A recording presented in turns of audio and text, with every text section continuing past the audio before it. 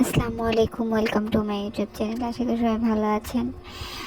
আমি একটা বিয়ের ভিডিও নিয়ে আপনাদের সামনে হাজির হলাম। জানি না বিয়ের ভিডিওটা কে দেখছেন কি দেখেন নাই। এখন যেহেতু ডিজিটাল যুগ, অনলাইনের মাধ্যমে বিয়ে হয়, তো আমি আর কি যখনই বিয়েগুলো শুনতাম যে অনলাইনে বিয়ে হয়, তখন শুধু ভাবতাম অনলাইনে আবার কীভাবে বিয়ে হয়, ফোনের মাধ্যমে আবার কীভাবে বিয়ে হয়।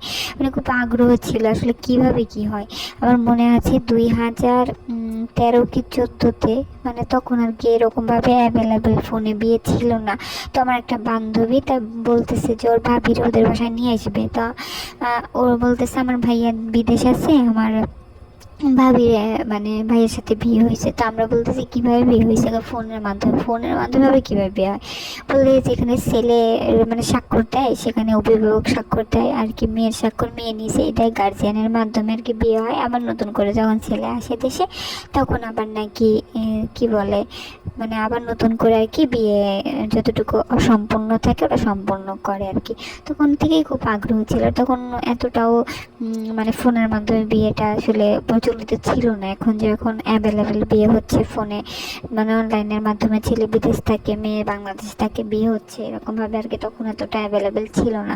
আর মানুষ ওই সময় এতটা আর কি অনলাইনের সাথে পরিচিতও ছিল না, যেহেতু আমরা গ্রামে থাকি। গ্রামের মানুষগুলো এতটা ছিল না, শহরে কেমন কি ছিল আমি জানি না, তবে গ্রামে এতটা পরিচিত ছিল না। আর মানুষ এই মানে ফোনে বিয়েটাকে অতটা ভালো চোখে দেখতো না। যেখানে এঙ্গেজটাকে মানুষ প্রাধান্য দিত না, মানে খুব বেশি একটা মানে সম্মতি দিত না, সেখানে ফোনের বিয়েটাও ওরকমভাবে মানুষ খুব বেশি ভ্যালু দিত না। কিন্তু এখন খুব বেশি দেয়, কারণ এখন অ্যাভেলেবেল হচ্ছে ফোনের মাধ্যমে বিয়েটা খুব বেশি হচ্ছে। যেহেতু আমাদের মানে আমি যে জেলাতে আছি, এই জেলার মানুষগুলো বেশিরভাগই এখন প্রবাসী। তো অতএব বেশিরভাগ ক্ষেত্রেই দেখি আমি ফোনের মাধ্যমেই বিয়ে হয়। কিন্তু আর কি আমার বিয়েটা হওয়ার আগ পর্যন্ত আর কি আমি ফোনে বিয়েটা আসলে এইভাবে সরাসরি দেখছিলাম কিনা আমার অতটা স্মরণে আসতেছে না। তো যাই হোক, আমি নিজেও বিয়েটার মানে বিয়েটা এইভাবে আমার হয়েছে। তারপরে আর কি যাই হোক, তখন অতটা আর কি নিজেরটা তো নিজে এতটা বুঝি নাই। এখন এই আমার একটা ভাগ্নের বিয়ে, তাও পবিত্র রমজান মাসে বিয়েটা হয় আর কি। সবাই তাদের জন্য দোয়া করবেন যাতে তারা সুখে শান্তিতে সংসার করতে পারে, যেহেতু এখনও তার হাজব্যান্ড আসে নাই দেশে। তার হাজব্যান্ড ইতালি প্রবাসী।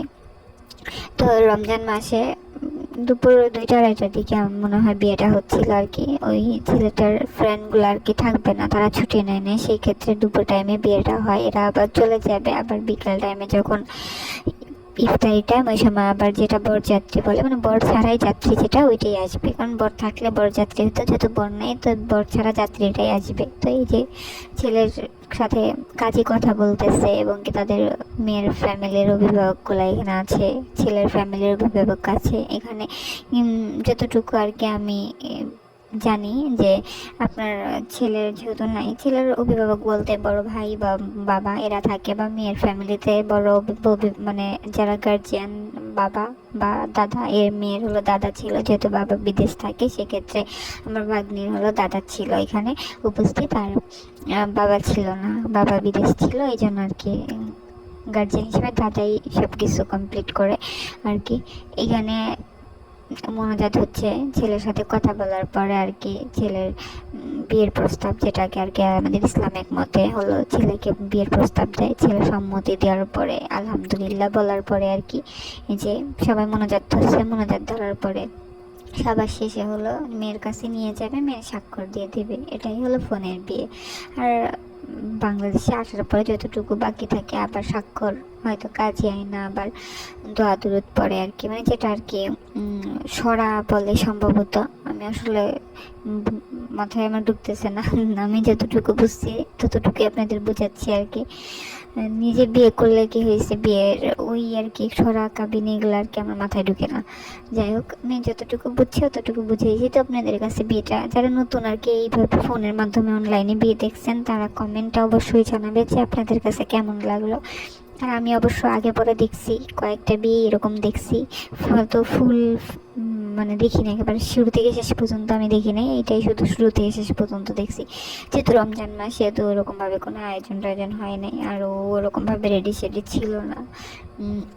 শুধু এই যে ওর কাছে নিয়ে গেছে, এখন স্বাক্ষর দিচ্ছে, স্বাক্ষর দেওয়া মানেই সে এখন অন্য কারো স্ত্রী হয়ে গেল। তো কেমন লাগলো? ভালো লাগলে অবশ্যই কমেন্টে জানাবেন।